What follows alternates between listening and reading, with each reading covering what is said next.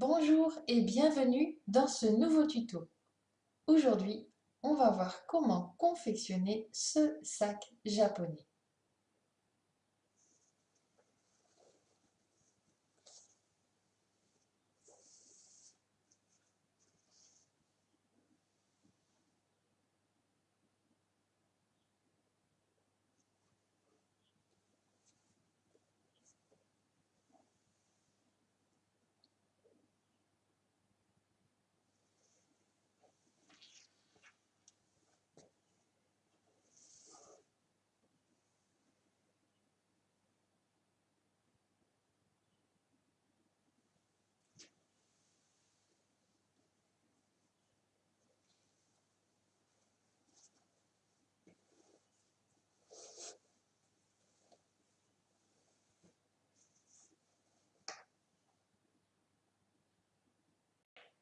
Pour confectionner ce sac japonais, il faudra me demander les différents patrons afin de découper les parties.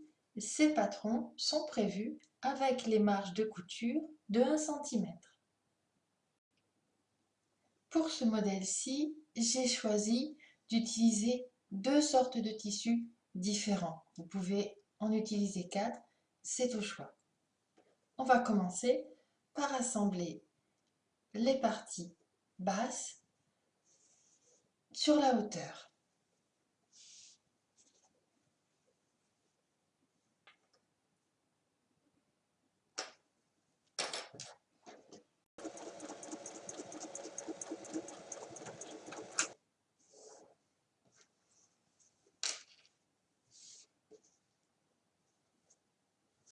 Maintenant, on vient assembler les parties hautes juste sur le petit côté ici.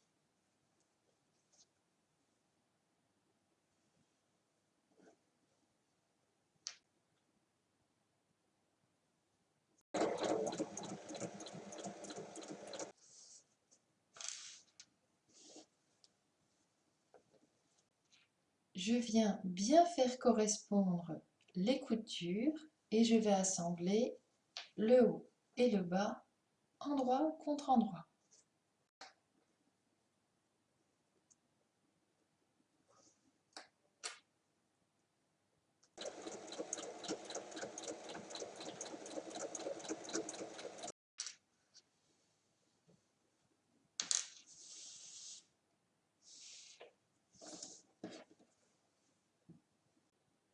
Maintenant que les deux parties extérieures sont assemblées et prêtes, on va s'en servir comme gabarit pour couper la doublure.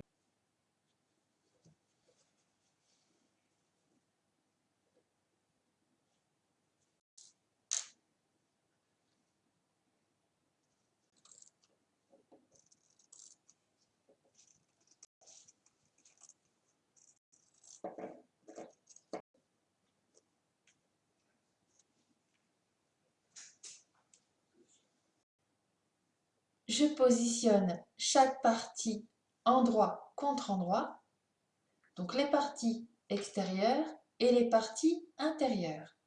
Et je vais épingler sur la partie basse en prenant un repère pour ne pas piquer jusqu'en haut.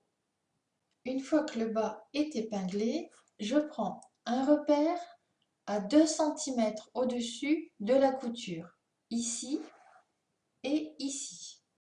J'épingle de la même façon la partie doublure. Je place par-dessus ma partie endroit et je reporte le repère.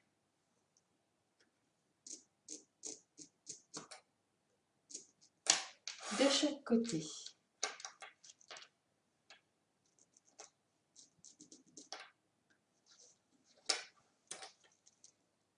Ici et ici. Maintenant, il faut venir assembler chaque partie du premier point de repère, le bas, jusqu'au second. Et pareil donc avec la doublure.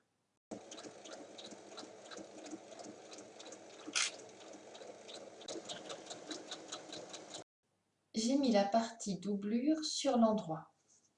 On fait correspondre petit côté et on vient enfiler les deux parties l'une dans l'autre.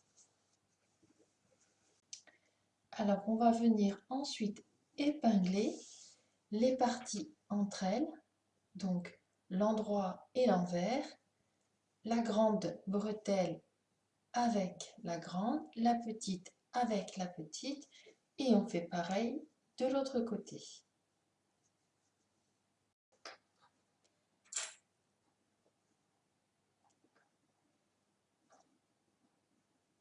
Une fois que tout est épinglé, on va assembler sur les côtés ici, ensuite ici avec l'arrondi, l'autre côté et de nouveau ici.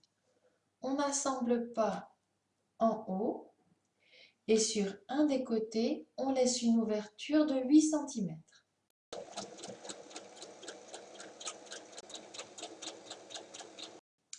Une fois assemblé, je viens canter l'angle qui est là et également l'arrondi.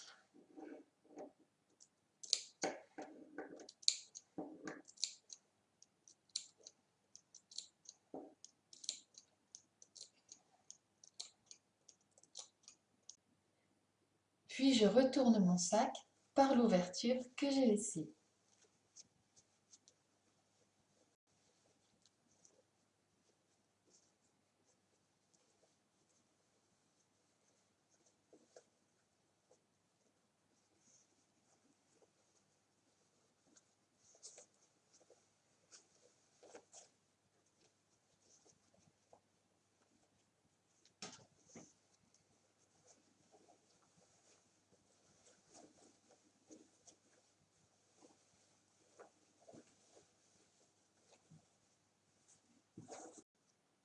Maintenant qu'il est retourné, je vais venir le repasser et je vais faire un repli d'1 centimètre sur la petite et un repli d'1 centimètre d'un côté sur la grande.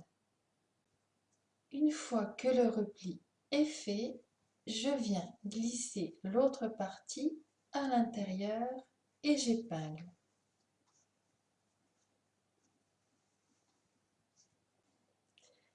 Et maintenant, on va venir piquer. Une fois que les poignets sont assemblés, il reste à venir fermer la petite ouverture, soit par un point à la main, soit par un petit point à la machine.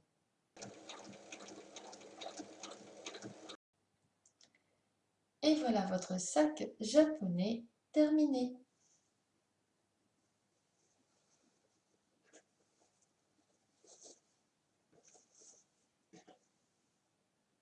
À vos machines!